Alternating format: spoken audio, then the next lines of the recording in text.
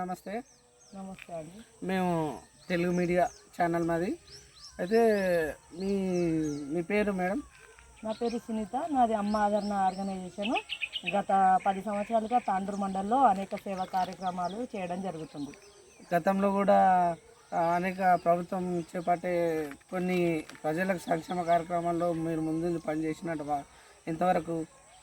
నేను మొదటిగా ఫస్ట్ ఆడపిల్లలకు ఎక్కువ యూజ్ అయ్యేది, లైఫ్లో ఆడపిల్లలు ఎదిగి తన కాళ్ళ మీద వాళ్ళు నిలబడేటట్టుగా స్కిల్ డెవలప్మెంట్ స్కీమ్స్ ఎక్కువ చేశాను. అందరికీ ట్రైనింగ్లు ఇచ్చి గవర్నమెంట్ నుండి కానీ నా ఓన్గా కానీ కొన్ని ట్రైనింగ్లు ఇచ్చి వాళ్ళకి ఉపాధి కల్పించి షాపులు పెట్టేయడం, లేదు అంటే ఇంకొకరి దగ్గర వర్క్ పెట్టేయడము, అట్లా అనేక డెవలప్మెంట్ మహిళలకు ఎక్కువ చేయడం జరిగింది. ప్రస్తుతానికి రాష్ట్ర గవర్నమెంట్ కానీ స్టేట్ గవర్నమెంట్ కానీ మీకు మంచి మీ పనితనాన్ని గుర్తించి అవార్డులు కూడా మీకు మంచి ప్రోత్సాహకరంగా చేసినట్టు వాస్తవమేనా? వాస్తవమే. ఎందుకు అంటే గత 2016 నుండి దాదాపు 2021 వరకు మన ఇండియాలోనే ఎవరు చేయలేని పనులు నేను చేసి సెంట్రల్ గవర్నమెంట్కి కానీ మన స్టేట్ గవర్నమెంట్కి కానీ ఇవ్వడం జరిగింది.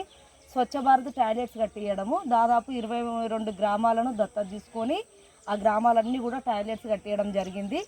అక్కడ చాలా సమస్యలు కూడా ఎదుర్కోవడం జరిగింది. గ్రామస్తులు వినకపోవడం, వాళ్ళకు కౌన్సిలింగ్ ఇచ్చి అర్థమయ్యేటట్టు చెప్పి దానివల్ల యూజ్ ఏంటి, నష్టాలు ఏంటిది అదంతా కూడా మేము అర్థమయ్యేటట్టు చేసి పొద్దున్నే 6 గంటలకు వెళ్ళి ఇంటింటికి వెళ్ళి డోర్లు కొట్టి మరి లేపి వాళ్ళకి అర్థమయ్యేటట్టు చెప్పి ఇంటింటికి మరుగుదొడ్లు అనేది నిర్మించడం జరిగింది. అది సెంట్రల్ గవర్నమెంట్ కొంత బడ్జెట్ ఇచ్చింది, 12,000లోనే కట్టియాలి. దానికి అమౌంట్ కూడా సరిపోదు.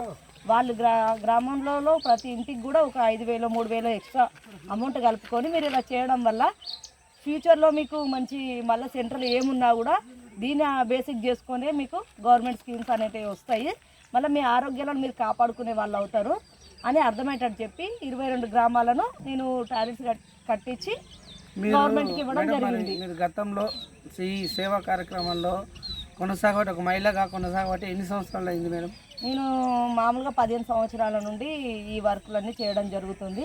ఎందుకంటే నేను కూడా ఒక చిన్న సాదాసీదా ఫ్యామిలీ నుండి వచ్చిన దాన్ని, ఎన్నో కష్టాలు అనుభవించాము. మేము వరకట్న వేధింపులను గురి అవ్వడం జరిగింది. నాకు 3 పిల్లలు ఉన్నారు. పిల్లల బాధ్యత ఏంది, ఇంట్లో సంసారము, మనకు డబ్బు లేకుంటే ఏ విధంగా కష్టాలు పడతాము, ఇవన్నీ కూడా నేను ఎదుర్కోవడం జరిగింది.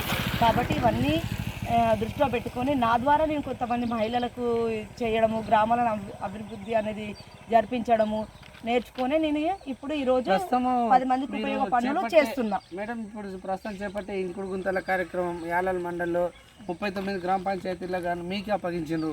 మరి ఆ పనుల విషయంలో మీకు రిస్క్ తీసుకొని చేయడం కొద్దిగా ఇబ్బందికరమే కదా?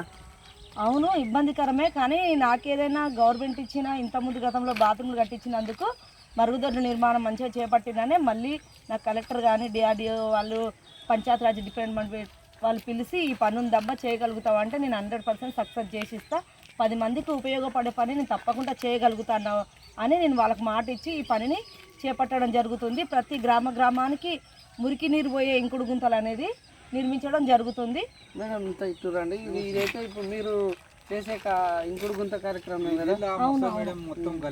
తర్వాత అసలు ఇదంతా ఊరు మీద వచ్చే అంత మురికి నీళ్ళ ప్లేస్లో ఇది నీళ్లు ఫిల్టర్ అయ్యి భూమిలోకి వెళ్ళిపోతాయి. మన భూగర్భ జలాలు కూడా పెరగడం జరుగుతుంది. ఆరోగ్యపరంగా గ్రామస్తులకు ఈగలు దోమలు రాకుండా ఉండడం కోసం అనేది మన సెంట్రల్ గవర్నమెంట్ ఈ పనులు చేస్తున్న సందర్భంలో అనేక ఇబ్బందులు ఎదుర్కొంటున్నాం. గ్రామస్తులకు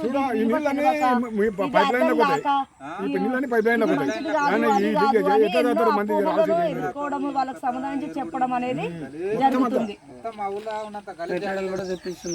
ముందు మరుగుదొడ్లని చెప్పి మేడం, ఎందుకంటే ఇది ఎప్పుడో మేము పూర్తి చేసే వాళ్ళం, కొంచెం వర్షాల కారణంగా. మేడం, ఇప్పుడు మీరు మాట్లాడుతున్న సందర్భంగా గ్రామస్తులు కూడా అంటున్నారు మరి ఇక్కడ గ్రామంలో కూడా మరుగుదొడ్లు లేక మహిళలకు ఇబ్బంది అవుతుందని.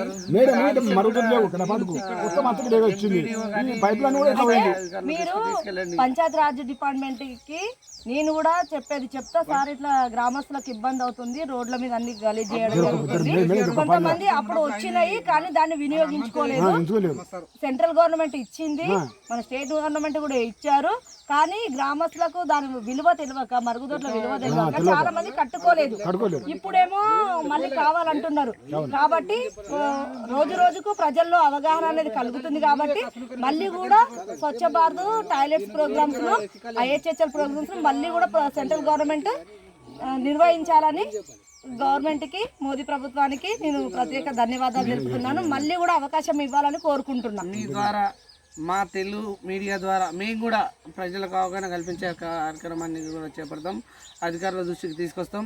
ఎందుకంటే గ్రామస్తుల ఆవేదనను మీరు మీ ముంగల్నే చెప్తున్నారు కాబట్టి ఒకసారి ఈ ఇంకుడు గుంతలతో పాటు ఆ బాత్రూమ్లది కూడా కొద్దిగా అధికారుల దృష్టికి తీసుకెళ్లాలని కోరుకుంటూ సెలవు మేడం. థ్యాంక్స్ అండి.